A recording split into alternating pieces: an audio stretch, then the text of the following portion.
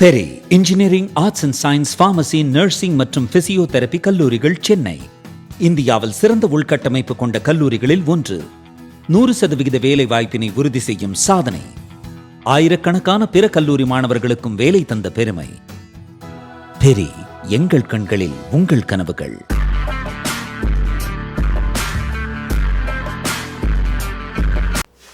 வணக்கம் ஜெயன். தமிழகத்தில் நடந்து முடிஞ்ச தேர்தலில் நிறைய ஷிஃப்ட் இருக்கக்கூடியதை பற்றி நம்ம பேசியிருந்தோம். அதில் குறிப்பாக டிவிகேவுடைய வெற்றிக்கு மிகப்பெரிய காரணமாக இருந்தது சோஷியல் மீடியா அப்படின்றத நம்ம சொல்லியிருந்தோம். இப்போ இதுக்கு ஒரு டேட்டா இருக்குது. அருள்முருகன் அப்படின்ற அன்பர், சேலத்தை சேர்ந்தவர், அவருடைய எக்ஸ் தல ஐடியை நம்ம டிஸ்கிரிப்ஷனில் கொடுக்குறோம். ரொம்ப இன்ட்ரெஸ்டிங்காக அவர் அனலிசிஸ் பண்ணியிருக்காரு. அவர் ஒரு டேட்டா ப்ரெசென்ட் பண்ணியிருக்காரு. தேங்க்யூ அருள்முருகன் அவர்களே.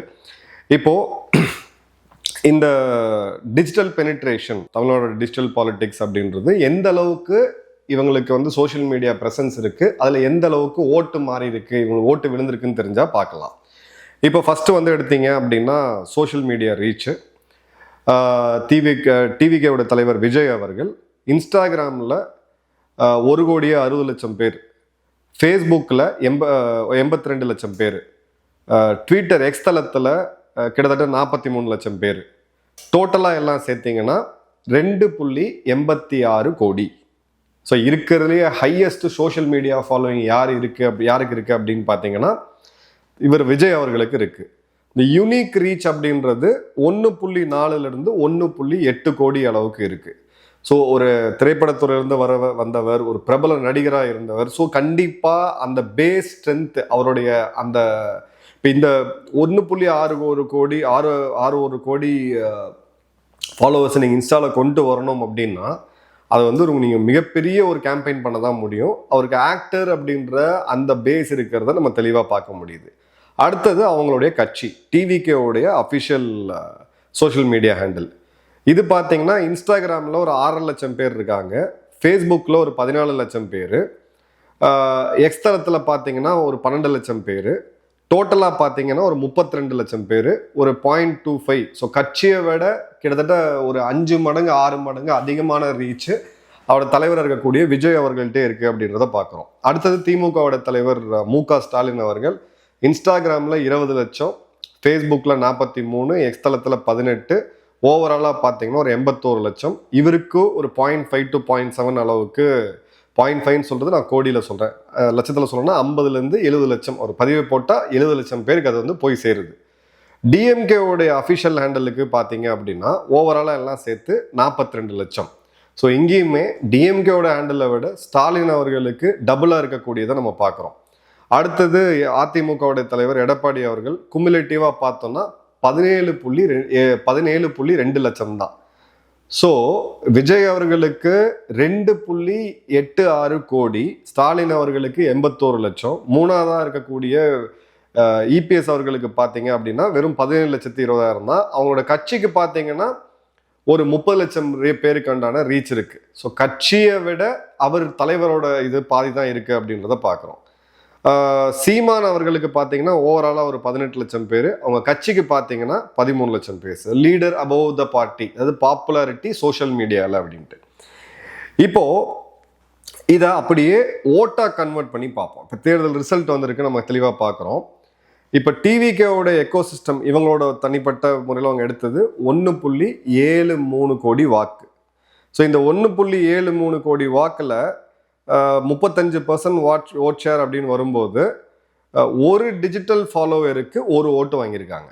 ஸோ அவங்களுடைய ஓவரால் ஃபாலோயிங் நீங்கள் கனெக்ட் பண்ண, அவங்களுக்கு இருக்க சோஷியல் மீடியா ஃபாலோயிங்கும் அவங்க வாங்கின வாக்கையும் பார்த்தீங்கன்னா ஒரு சோஷியல் மீடியா ஃபாலோவருக்கு ஒரு ஓட்டு வாங்கியிருக்காங்க. ஏன்னா இதில் நம்ம அந்த இதை எக்ஸ்க்ளூட் பண்ணி ஆகணும். நிறைய பாட்ஸ் யூஸ் பண்ணுவாங்க, ஃபேக் ப்ரொஃபைல்ஸ் யூஸ் பண்ணுவாங்க, எல்லாரும் யூஸ் பண்ணுவாங்க. இந்த தலைவர்கள், அரசியல் செலிபிரிட்டிஸ் எல்லாமே அவங்க கவுண்ட் அதிகப்படுத்தணும்னு சொல்லிட்டு. ஸோ ஹைலி டிஜிட்டல் ட்ரிவனாக மிகப்பெரிய ஒரு டிஜிட்டல் மீடியா ட்ரிவன் கேம்பெயினாக டிவிக்கே இருந்திருக்கு. டிஎம்கே பார்த்தீங்க அப்படின்னா 1,55 லட்சம் ஓட்டு வாங்கியிருக்கிறாங்க. 24.4%. டிஎம்கே அலையன்ஸையும் சேர்த்து ஒரு 31.4% அப்படின்றது 2.5 டிஜிட்டல் ஃபாலோவருக்கு ஒரு ஓட்டு அப்படின்ற அளவுக்கு இருந்திருக்கு. ஸோ 2.5 பேர் அவங்கள சோஷியல் மீடியாவில் ஃபாலோ பண்ணாங்கன்னா ஒரு ஓட்டு இங்கே விழுந்திருக்குன்னு பார்க்குறோம். ஏடிஎம்கே இருக்கிறதுலே கம்மி, 6 ஃபாலோவர்ஸுக்கு ஒரு ஓட்டு அப்படின்ற அளவுக்கு விழுந்திருக்கு.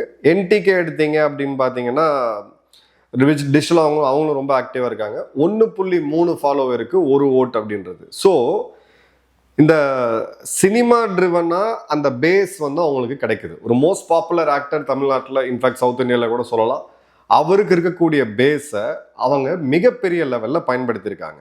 ரெண்டாவது பார்த்தீங்கன்னா, ஒரு இன்ஸ்டாலேயோ இல்லை ஃபேஸ்புக்லேயோ நீங்கள் ஒரு பதிவு போடுறீங்க அப்படின்னா அந்த முதல்ல வரக்கூடிய ஆடியன்ஸ் சில பேர் லைக் பண்ணுவாங்க, திட்டுவாங்க.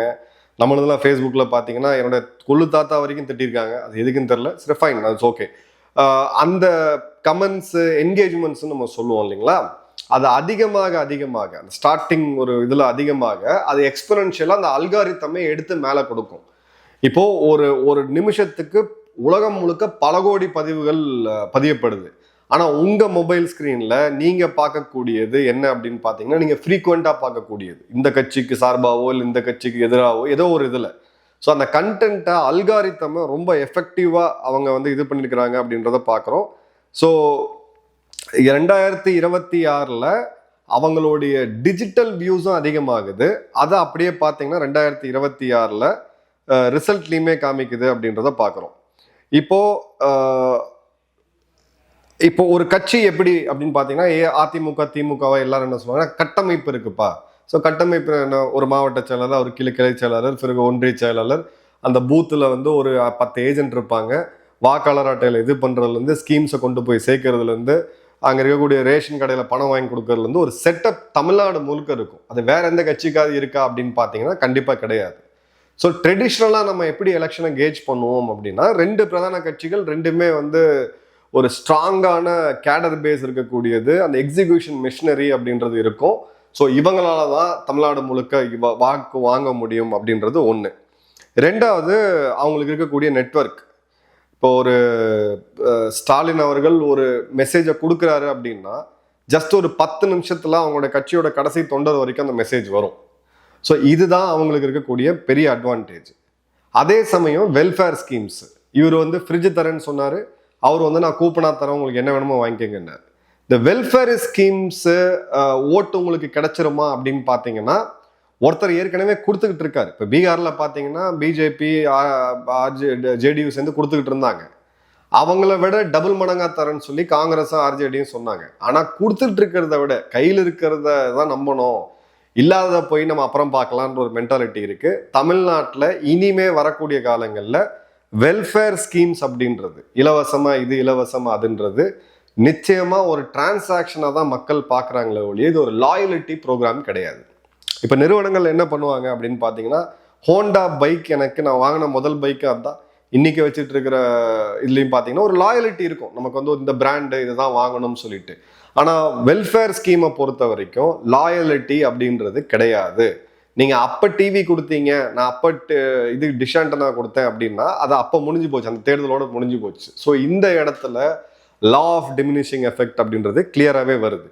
இந்த ஒரு வின்னர்ஸ் மற்றும் லூசர்ஸ், ஃபர்ஸ்ட் செகண்ட் தேர்ட் இந்த 3 பேரையும் பார்த்தோம்னா ஒரு விஷயம் வந்து நம்மளுக்கு தெளிவாக வருது. இது நான் என்ன சொல்ல வரேன்னா, ஃபாலோவர்ஸ் இவ்வளோ ஃபாலோவர்ஸ் இருந்தால் இவ்வளோ ஓட்டு வரும் அப்படின்னு சொல்லலை. ஒரு ஓவர்லேப் நிச்சயமாக இருக்குது. பட் டிவிக்கோட டிஜிட்டல் ரீச் அப்படின்றது மிச்சம் யாருமே கம்பைண்டாக போட்டால் கூட வரல, அந்த அளவுக்கு ஸ்ட்ராங்காக இருந்திருக்காங்க. ஏடிஎம்கே டிஎம்கேக்கு ட்ரெடிஷ்னல் கட்சிகளுக்கு அந்த கேடர் பேஸ்டு நெட்வொர்க் இதெல்லாம் அட்வான்டேஜாக இருந்தாலும் இவங்க வந்து ஒரு ஸ்ட்ராங்கான டிஜிட்டல் மீடியாவை, ஏன்னா ஃபாஸ்ட்டாக அவங்களால ரீச் பண்ண முடியும். டிஜிட்டல் மீடியாவோட பியூட்டி என்ன, அது சரியா தவறா அப்படின்றத விட ஃபாஸ்ட்டாக அவங்களால ரீச் பண்ண முடியும். ஸோ டிஜிட்டல் மீடியாவில் மட்டும் நீங்கள் கட்சி நடத்தினா நீங்கள் வந்து எலெக்ஷன் வின் பண்ண முடியாது, அது வேற விஷயம். ஆனால் டிஜிட்டல் மீடியாவில் நீங்கள் இல்லைன்னா நீங்கள் வின் பண்ணுறது கஷ்டம் அப்படின்ற இன்னொரு ரியாலிட்டியுமே ரொம்ப தெளிவாக இப்போ இங்கே கொடுத்துருக்குறாங்கன்றதை பார்க்குறோம். அருள்முருகன் இது ரொம்ப அழகாக ஒரு டேபிளாகவே போட்டு கொடுத்துருக்காரு. நிச்சயமாக அவரோட ரொம்ப இன்ட்ரெஸ்டிங்கான ஒரு ஸ்டாட்டிஸ்டிக்ஸு நம்ம பார்க்குறோம். ஏன்னா இதுக்கு நான் டேட்டா தேடிக்கிட்டு இருந்தேன், எங்கே இந்த டேட்டா இருக்குன்னு நாங்கள் கம்பைல் பண்ணிகிட்டு இருந்தோம். ஸோ இந்த இடத்துல உங்களுக்கு தெளிவாக தெரியுது, வரக்கூடிய எலெக்ஷன்ஸ்லேயுமே நிச்சயமாக இந்த ட்ரெண்ட் அப்படின்றது ஃபாலோ ஆகும் அப்படின்றத பார்க்கலாம். இப்போ இன்னொரு விஷயம் நம்ம பார்க்கணும், ஏன் இந்த 2 கட்சிகளை தாண்டி ஒரு 3வது கட்சிக்கு ஓட்டு போட்டாங்க அப்படின்னா சலிப்பு, இதே லஞ்ச லாவண்யம் தான், இதே இதுதான், இதே அதுதான், ஒரே மாதிரி தான் எல்லாமே இருக்கிறாங்க, ஒரு டிஃப்ரென்ஸும் கிடையாது, ஒரு புது சேஞ்ச் வேணும்னு சொல்லிட்டு. ஸோ ஆம் ஆத்மி பார்ட்டியை நான் உங்களுக்கு வந்து ஒரு எக்ஸாம்பிளாக சொல்லுவேன். ஏன்னா அந்த கட்சி ஆரம்பிக்கப்பட்ட போது அவங்களுக்கு நான் ஒரு மிகப்பெரிய சப்போர்ட்டராக இருந்திருக்கேன் நான் டெல்லியில் இருந்த காலத்தில். அந்த வகையில் பார்த்தீங்க அப்படின்னா ஏடிஆர் அப்படின்ற இந்த கேண்டிடேட்ஸ் வந்து நல்லவங்களா கெட்டவங்களா, இவங்க மேலே சொத்து எவ்வளோ இருக்குது, எவ்வளோ கேசஸ் இருக்குது, கிரிமினல் கேசஸ் இருக்கா, அதெல்லாம் வந்து அவங்க அனலைஸ் பண்ணி சொல்லுவாங்க. ஸோ அந்த டேட்டா எடுத்து நம்ம பார்த்தோம் அப்படின்னா அதுவுமே பார்த்தீங்கன்னா கொஞ்சம் ஷாக்கிங்காக இருக்குது. ஏன்னா இந்த ஏடிஆர் அனாலிசிஸில் 231 டிவிகே கேண்டிடேட்ஸோடைய எலெக்ஷன் அஃபிடவிட்ஸை பேஸ் பண்ணி, எலெக்ஷன் அஃபிடவிட்டில் இவங்க என்ன டிக்ளேர் பண்ணுறாங்களோ அதுதான் ஏடிஆருக்கு வரும். அதுதான் எலெக்ஷன் கமிஷன் பப்ளிக் பிளேஸில் போடுவாங்க. நோ யுவர் எம்எல்ஏ இல்லை அப்படின்னு போட்டிங்கன்னா, நோ யுவர் கேண்டிடேட்னு போட்டிங்கன்னா அந்த டேட்டா உங்களுக்கு டீட்டெயிலாக வரும். அதை கம்பைல் பண்ணி பார்க்கும் பொழுது வெறும் கிரிமினல் கேசஸ், சிவில் கேசஸ் அதை பற்றி நம்ம பேச வேண்டாம். ஒருத்தருக்கு தனிப்பட்ட முறையில் ஒரு சொத்து தகராறுனா அது சிவில் கேஸில் வரும், அது தவறு கிடையாது. இல்லை அவங்க ஒரு போராட்டத்தில் கலந்துக்கிறாங்கன்னா ஒரு கேஸ் போடுவாங்க. நான் சொல்கிறது சீரியஸான கிரிமினல் கேசஸ். இப்போ டிவிகேவோட கேண்டிடேட்ஸ் எடுத்தீங்க அப்படின்னா ஒரு 92 பேர் அவங்க மேலே இருக்கக்கூடிய கிரிமினல் கேஸை டிக்ளேர் பண்ணியிருக்கிறாங்க. அதில் 43 அப்படின்றது ரொம்ப சீரியஸான கிரிமினல் கேசஸ். இது குற்றவாளிகள் கிடையாது, அவங்க மேலே போடப்பட்டிருக்கக்கூடிய கேசஸ், வழக்குகள். இப்போது ஒரு ஆவரேஜாக நம்ம எடுத்தோம் அப்படின்னா இந்த டாப் பார்ட்டிஸ்ன்னு நம்ம பார்க்கும் பொழுது டிவிகேவுடைய கேண்டிடேட்ஸ் எடுத்தோம்னா ஒரு 19% அவங்க மேலே கிரிமினல் கேசஸ் இருக்குது. டிஎம்கே எடுத்திங்கன்னா ஒரு 18% இருக்குது. ஏடிஎம்கே எடுத்தீங்க அப்படின்னா ஒரு 35% இருக்குது. அது மாதிரி ஒரு பெரிய, நான் சின்ன கட்சிகளை விட்டுறேன். இப்போ பிஜேபி எடுத்தீங்க அப்படின்னு பார்த்தீங்கன்னா அது ஒரு 27% இருக்குது.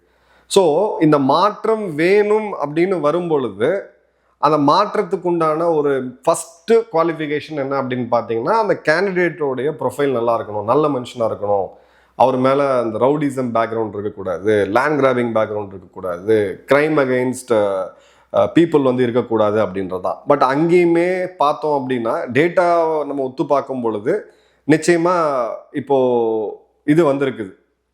இந்த இண்டிவிஜுவல் கிரிமினல் கேசஸ் அப்படின்றது இன்ஸ்டிடியூஷனல் கிரிமினல் கேசஸை விட வேற. இப்போ ஒரு போராட்டத்தில் போய் கலந்துக்கிறீங்க, 100 பேர் மேலே எஃப்ஐஆர் போடுறாங்க, அந்த 100 பேரில் நீங்கள் ஒருத்தராக இருக்கீங்க. இது வேற. நீங்கள் தனியாக ஒரு கிரைம் செய்கிறீங்க, அதனால உங்கள் மேலே ஒரு கேஸ் இருக்குன்றது வேற. ஸோ ரெண்டுத்தையுமே ஒரு பொலிட்டீஷியன்ஸ் 100% கேசஸே இல்லாமல் அவங்க மேலே இருக்க முடியுமா அப்படின்னு கேட்டிங்கன்னா இருக்க முடியாது. போராட்டம் பண்ணுவாங்க, ரோட் பிளாக் பண்ணுவாங்க, தர்ணா பண்ணுவாங்க. அந்தந்த டைமில் அவங்க மேலே வந்து வழக்குகள் வந்து போடப்படும் அப்படின்றத பார்க்குறோம். அதே மாதிரி பார்த்தீங்க அப்படின்னா இவங்களுடைய அட்வர்டைஸ்மெண்ட், அதாவது அவங்களுடைய ப்ராபகண்டாவில் மெயினாக அவங்க சொன்னது நாங்கள் ஒரு தூய்மையான அரசியலை கொண்டு வருவோம்ன்ற போது உங்களுக்கு தூய்மையான கேண்டிடேட்ஸும் இருக்கும் அப்படின்றது ஒரு பேசிக் எக்ஸ்பெக்டேஷன். நம்ம ஒன்றும் பெருசாக இது பண்ண தேவையில்லை.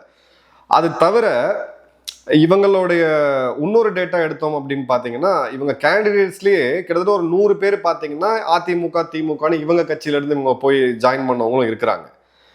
ஸோ இப்போ இது என்ன மெசேஜை கன்வே பண்ணுது அப்படின்னா பாலிட்டிக்ஸில் 100% சுத்தம் அப்படின்றத கண்டிப்பாக எதிர்பார்க்க முடியாது. நான் இதில் பர்சனல் லைஃப்பை பற்றி நான் என்றைக்குமே பேச மாட்டேன். இன்னொருத்தரோட பர்சனல் லைஃப்பை பற்றி கமெண்ட் பண்ணுறதுக்கு எனக்கு எந்த அதிகாரமும் கிடையாது. ரொம்ப தவறான விஷயம். அந்த இதுக்குள்ளே போக வேண்டாம். என்ன எது பாதிக்குது அப்படின்றது அவங்க மேலே இருக்கக்கூடிய இந்த மாதிரியான இண்டிவிஜுவல் கிரிமினல் கேசஸ், இந்த மாதிரி விஷயத்தை தான் வந்து நம்ம தெளிவாக பார்க்கணும். ஸோ அந்த வகையில் பார்த்தீங்க அப்படின்னா இவங்களுடைய 92 டிக்ளேர்டு கிரிமினல் கேசஸ், அதில் 43 அப்படின்றது பார்த்தீங்கன்னா சீரியஸ் ஐபிசியோட சார்ஜஸ் வருது. இப்போ பிஎன்எஸ் வருது, அட்டெம்ப்ட் டு மர்டரு, தாக்க முற்பட்டது போன்றது.